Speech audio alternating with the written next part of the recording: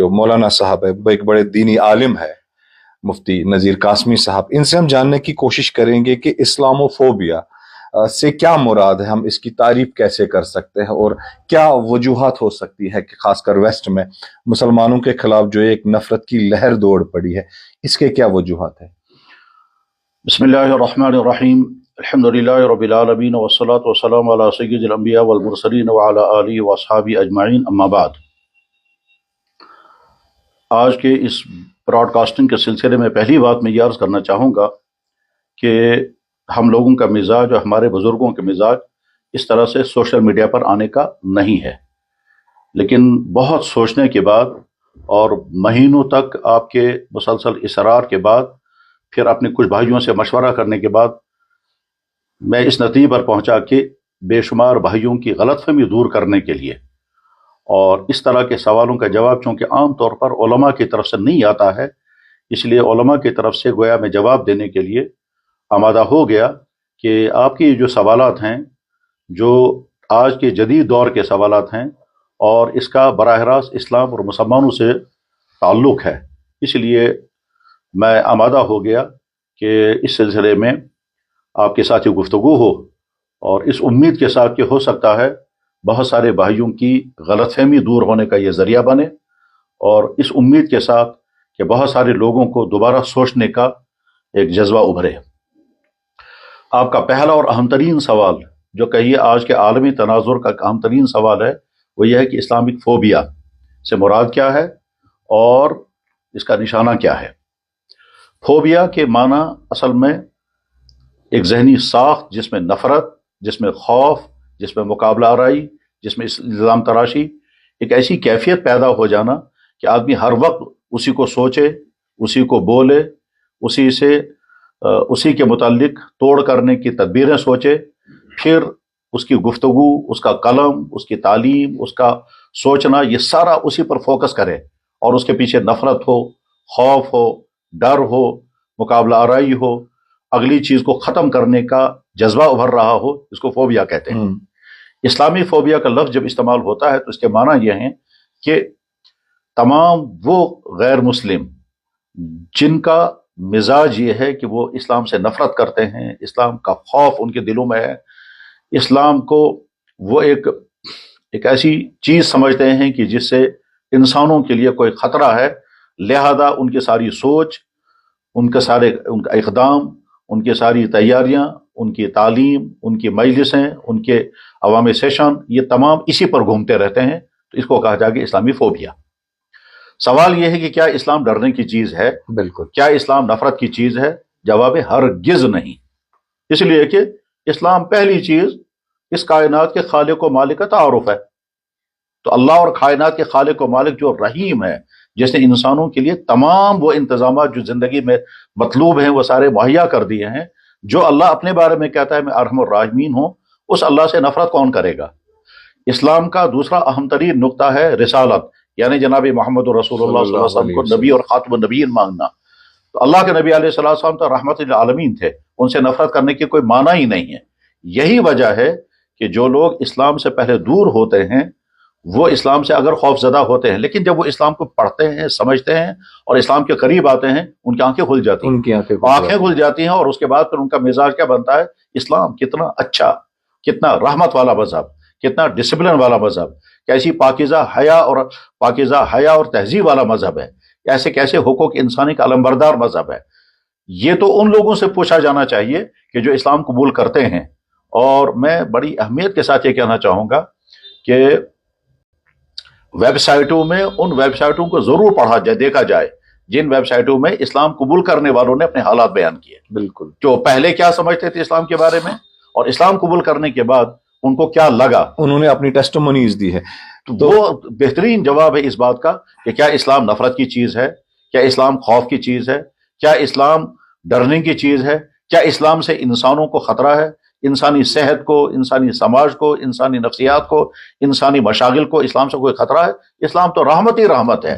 और यही वजह है कि आज की दुनिया में जबकि सबसे ज़्यादा इस्लाम के खिलाफ बोला और लिखा जाता है, इसके बावजूद मुसलमानों की मेहनत से नहीं, इस्लाम अपनी कशिश से दुनिया के इंसानों को अपनी तरफ खींचता है। और ये मगरिब में भी है, मशरिक में भी है, مقامی طور پر بھی اور عالمی سطح پر بھی ہے. تو اگر اسلام نفرت کی چیز ہوتی تو وہ جو کثرت کے ساتھ اسلام کی طرف لوگ آ رہے ہیں خود پڑھ کر آ رہے ہیں. اور دلچسپ بات یہ ہے کہ اس میں ایسے لوگ بھی ہیں جو اسلام کا مطالعہ کرتے ہیں نفرت کی بنیاد پر، یا کہ یہ اسلام کا مطالعہ کرتے ہیں اسلام کی کمیاں دکھانے کے لیے، اور مطالعہ کرتے کرتے وہ خود اسلام کے مسلمان بن جاتے ہیں. بالکل. اور یہ ان کے حالات جب انسان پڑھے گا سنے گا تو اس کے بعد پھر انسان کو ایک نئی دنیا سامنے آ جائے گی، اور نفرت کرنے والے، اناد رکھنے والے، خوف کھانے والے خود ہی دوبارہ سوچنے میں مجبور ہو جائیں گے.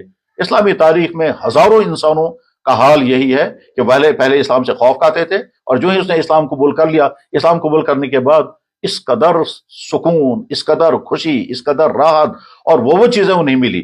وہ اور بعد میں وہی کہتے ہیں کہ ہم تو پہلے اسلام سے نفرت کرتے تھے، خوف کھاتے تھے اور برا بلا کہتے تھے، اور یہ سارا ان تمام لوگوں، جو لوگ لکھتے بھی ہیں اسلام کے خلاف، جو لوگ بولتے بھی اسلام کے خلاف، ان کے پھیلائے ہوئے غلط فہمیوں کا نتیجہ.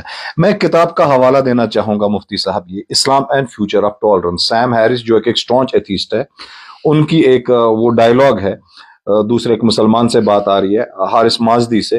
اس میں وہ کہتے ہیں کہ اسلام جو ہے دہشت گردی کا دین، یہ لوگوں کو قتل و غارت پر مبتلا کرتا ہے، لیکن کیا ہم اسلام کی صحیح ریپرزنٹیشن کرنے میں کہیں غلطی ہوئی ہے ہم سے، یا جو اسلام کا صحیح نیریٹو ہے کیا ہم لوگوں تک وہ پہنچانے میں کہیں پر کوئی کسر چھوڑی ہے ہم نے؟ اس سلسلے میں کئی باتیں میں عرض کرنا چاہوں گا. پہلی بات یہ ہے کہ اسلام وہ ہے جو اللہ اور اللہ کے نبی، قرآن اور حدیث اور اسلامی قانون میں ہے. اسلام وہ ہے. اگر مسلمان کسی جگہ پر کسی بھی صورتحال کی بنا پر کوئی قدم اٹھاتے ہیں، ہو سکتا ہے وہ قدم صحیح اور ہو سکتا ہے وہ قدم ان کا غلط ہو. اگر ان کا وہ قدم غلط ہوگا اور اسلام کے نام پر ہو تو ظاہر ہے وہ اسلام نہیں ہے. اسلام وہ ہے کہ جو قرآن میں ہے، جو حدیث میں ہے. اسلام وہ ہے جو اللہ کے نبی نے اور صحابہ کرام نے اور امت کے مختلف طبقات نے دنیا میں پھیلایا، اور سارے عالم میں اسلام پھیلا ہوا ہے. اگر اسلام غیر مسلموں کے قتل و غارت گری کا حکم دینے والا ہوتا تو یہیں بر صغیر میں 800 سال تک مسلمانوں نے حکومت کی ہے، پھر تو یہاں ایک بھی غیر مسلم باقی نہ رہا. بالکل. آج بھی بے شمار وہ غیر مسلم جو مسلم ممالک میں رہ رہے ہیں، کچھ جاب کر رہے ہیں، کچھ بزنس کر رہے ہیں، کچھ وہاں کے رہائشی ہیں، کچھ وہاں کے سٹیزن ہیں، ان کی جانوں کو کوئی خطرہ نہیں، ان کے مالوں کو کوئی خطرہ نہیں. اور اگر کوئی انسان کو کوئی تکلیف پہنچاتا ہے تو اس کی ذاتی غلطی ہے، وہ اسلام کا حکم نہیں ہے. تو غرض یہ کہ اسلام کو یہ کہنا کہ یہ دہشت گردی کا مذہب ہے، اسلام کو یہ کہنا کہ یہ امن کے لیے خطرہ ہے، اسلام کو یہ کہنا کہ انسانوں کو قتل کا حکم دیتا ہے، یہ سراسر غلط ہے اور الزام ہے. اور یہ اس لیے الزام ہے تاکہ اسلام کی طرف آنے والے جو ذہن ہیں وہ کس طرح سے خوف زدہ ہو جائیں اور اسلام قبول کرنے کی راہ میں رکاوٹ کھڑی رہے. یہ ویسے تاریخ کے ہر دور میں رہا ہے کہ اسلام کے متعلق غلط فہمیاں پیدا کی جائیں. خود جناب رسول اکرم صلی اللہ علیہ وسلم کے لیے بھی اس زمانے کے ان کے دشمن طرح طرح کی غلط فہمیاں پیدا کرتے تھے تاکہ مسلمان ان سے متنفر ہو جائیں. آج بھی یہ ہوتا ہے. تو اسلام وہ ہے جو قرآن میں ہے، اسلام وہ ہے جو حدیث میں ہے. اچھا، اسلام اگر قتل و غارت گری کا حکم دینے والا دین ہوتا اور ناحق قتل و غارت گری دینے کا حکم دیا ہوتا تو پھر جس ملک میں اسلام داخل ہوا وہاں سب سے پہلے اسلام کا اعلان ہوتا ہے، فلانے کو بھی امن ہے، فلانے کو بھی امن ہے، فلانے کو بھی امن ہے، ناحق کوئی قتل نہ کیا جائے. اس کی سب سے بہترین مثال خود جناب رسول اکرم صلی اللہ علیہ وسلم. جب آپ نے مکہ مکرمہ فتح کیا تو کسی ایک آدمی کا بھی ناحق قتل نہیں ہوا، کسی ایک خاتون کی عصمت ریزی نہیں ہوئی، کسی ایک گھر کو لوٹا نہیں گیا، کسی ایک آدمی کو بھی خراش نہیں آئی، بلکہ سب کے لیے معافی کا اعلان ہوا. وہ ہے اصل میں اسلام. تو اب اگر کوئی انسان یہ کہتا ہے کہ اسلام یہ ہے، اسلام یہ ہے، یہ صرف الزام ہے. اور الزام بھی اس لیے ہے تاکہ لوگوں کے دلوں میں اسلام کی شبیہ وہ نہ رہے جو ہے اصل میں اسلام. یہی وجہ ہے کہ اسلام قبول کرنے والے بعد میں خود ہی کہتے ہیں کہ ہم تو کچھ اور سمجھتے تھے، ہم مسلمانوں کو کچھ اور سمجھتے تھے. جب مسلمان دیندار مسلمان کے ساتھ ان کا رہنا سہنا ہوتا ہے تو ہندوستان میں اسلام داخل ہوا حضرت خواجہ معین الدین اجمری رحمہ اللہ تعالیٰ کے ذریعے سے، اور ان کے آنے پر لاکھوں لوگ مسلمان ہوئے. خود یہاں کشمیر میں اسلام داخل ہوا حضرت سید عبد الرحمن بلبل اور حضرت شاہ ہمدان رحمہ اللہ تعالیٰ کے ذریعے سے. ٹھیک، کسی ایک انسان کا بھی ناحق کوئی قتل ان بزرگوں کے تعلیمات کے نتیجے میں نہیں ہوا ہے. ہاں، یہاں مقامی کس طرح لڑائیاں آپس میں ہوئی ہوں گی تو ہر معاشرے میں ہوتی ہیں، لیکن اسلام نے حکم دیا ہو کہ یہاں جو اسلام قبول نہیں کرے گا اس کو یہ کیا جائے، جو مسلمان نہیں اس کو یہ کیا جائے، ایسا ہرگز بھی نہیں. تو معاشرے میں جو بات پھیلی ہے وہ سراسر غلط ہے. اگر دیکھنا ہے तो इस्लाम की मुस्नद किताबों का मुताला करना चाहिए, कुरान शरीफ का मुताला करना चाहिए। इस्लाम जो दीन पेश करता है बिना किसी प्रेजुडिस के, बिना किसी स्पेकुलेशंस के, हमने सही इस्लाम, खालिस इस्लाम की तालीमात से अगर हम अपने दिलों को उनमें नूर इस्लाम का बिठाए तो ये बात बिल्कुल वाज़ेह हो जाती है कि इस्लाम किसी भी सूरत में नफरत नहीं फैलाता। मौलवी साहब, एक और सवाल की ओर मैं आना चाहूंगा कि आजकल मीडिया का बड़ा दौर है, सोशल मीडिया का बड़ा दौर है, काफी गलत फहमियां फैलाई जाती है इस्लाम के बारे में, तो इस हवाले से मुसलमान नौजवानों का रोल क्या है, दारुल उलूम में क्या रोल है उनका, ताकि इस्लाम के खिलाफ जो ये नफरत फैलाई जाए उसका एक रद्द पेश किया जाए? बहुत आपके सवाल पर हुस्न इत्तेफाक से मेरे पास इस वक्त किताब सामने है। ये वो खातून है जो बरतानिया की थी और वो अफगानिस्तान में दाखिल हुई थी। वो पहले रिडले के नाम से थी, योआने रिडले, और बाद में वो मरियम बनी और वो बस उसने इस्लाम कबूल किया। तालिबान की जेल में गालिबन वो 10-15 दिन तक रही हैं। उन्होंने अपनी किताब लिखी और उस किताब का उर्दू वर्जन ये है जो गालिबन लखनऊ से छपा है। ये कहती हैं, इनसे पूछा गया इस्लाम कबूल करने से पहले आपका इस्लाम के बारे में क्या तस्वुर था, तो ये जवाब में कहती हैं, दूसरे गैर मुस्लिमों की तरह मेरी राय भी इस्लाम के बारे में अच्छी नहीं थी। मेरी राय मुसलमानों के उम्मी रवैये से बननी चाहिए थी। मैं इस्लाम को दहशतगर्दों का मजहब समझती थी जिनका इंसानी रिवायत से कोई ताल्लुक नहीं। मीडिया जिस तरह इस्लाम को मस्त करके पेश करता था और मुझे जो कुछ बज़ाहिर दिखा देता था मैं वही समझती थी। इस मुआनदाना प्रोपगंडे में आए दिन शिद्दत बढ़ती जा रही थी। इसकी बिना पर हमारे दो किस्म के रवैये पैदा हुए।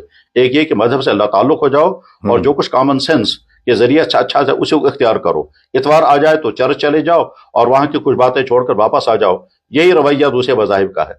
मगर मैं जब इस्लाम की तरफ राग़िब हुई, यानी मजहब को एक सीरियस चीज के तौर पर लिया, तो फिर मेरी राय एकदम बदल गई और मैं हैरान हो गई कि इस्लाम तो वो नहीं है जो आप तो बताया जा रहा था। जैसा मैं कह चुका हूँ, एंटी इस्लाम प्रोपेगंडे से आम लोगों में दो किस्म के रवैये पैदा होते हैं।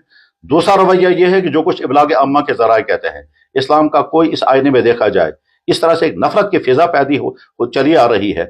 जहां तक मैं अपने बारे में कहना चाहती हूं, तो मैं ये समझता हूं कि इस्लाम कबूल करने के बाद मुझे वो पीसफुल जिंदगी और इत्मीनान बख्श जिंदगी मिली जो इससे पहले मेरे पास नहीं थी।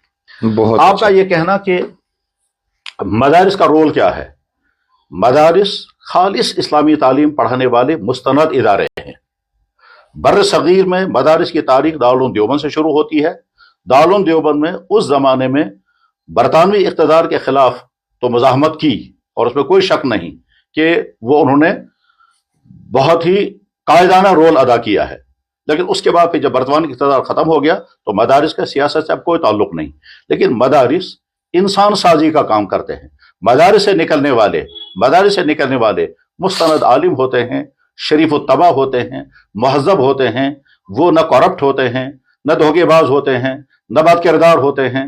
हाँ, इक्का दुक्का कोई हो सकता है, ये उसकी जाती खराबी है, लेकिन मदरसा जो कुछ इंसान को बनाता है वो एक मुस्तनद आलिम, एक बेहतरीन मुसलमान, एक बाअखलाक बाकिरदार इंसान और एक रहमत वाला इंसान। यही वजह है कि जहां जहां भी मदरसे हैं, मदरसों से वहां के न मुसलमानों को कोई तकलीफ हुई, न गैर मुस्लिमों को कोई तकलीफ हुई। दारुल देवबंद उसकी मिसाल है, दारुल मदरसतुल उलमा उसकी मिसाल है। वहां के असातिज़ा, वहां के तलबा, वहां के तैयार होने अफराद से किसी इंसान को कभी कोई तकलीफ नहीं हुई, किसी इंसान। तो मदारिस जो हैं वो तो गोया इस्लाम का नुमाइंदा पैदा करने वाला इदारा है।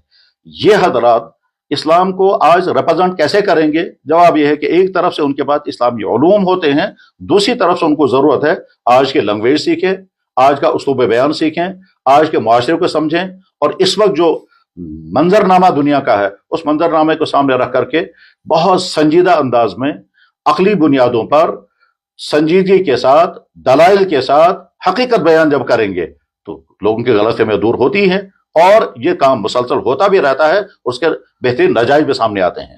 अलबत्ता ये बात बहुत जरूरी है कि मुसलमान बाकायदा एक इदारा कायम करें, उस इदारे में हर जहन के माहिर लोग जमा हों, उसमें मीडिया की महारत रखने वाले पुख्ता मुसलमान भी हों, इस्लामी उलूम के माहिर उलमा भी हों और एक बेहतरीन स्पोकन मैन भी हों, जो इस वक्त जो इस्लाम पर के एतराज़ात होते हैं उनका एक मुस्तनद जवाब देने वाला इदारा हो, ताकि जब भी कहीं सवाल पैदा हो जाए तो हम ये कह सकें भाई हमारा फलाना इदारा जो है वो इसका जवाब देगा। उससे गलत फहमियों के बादल छट जाएंगे اور بے شمار انسانوں جن کے مقدر میں ہدایت ہوگی ان کو ہدایت پانے کا موقع ملے گا. ان کو ہدایت پانے کا موقع. غرض کہ آج کے مسلمان نوجوانوں کو ہر قسم کے علم سے آراستہ ہونا ہے.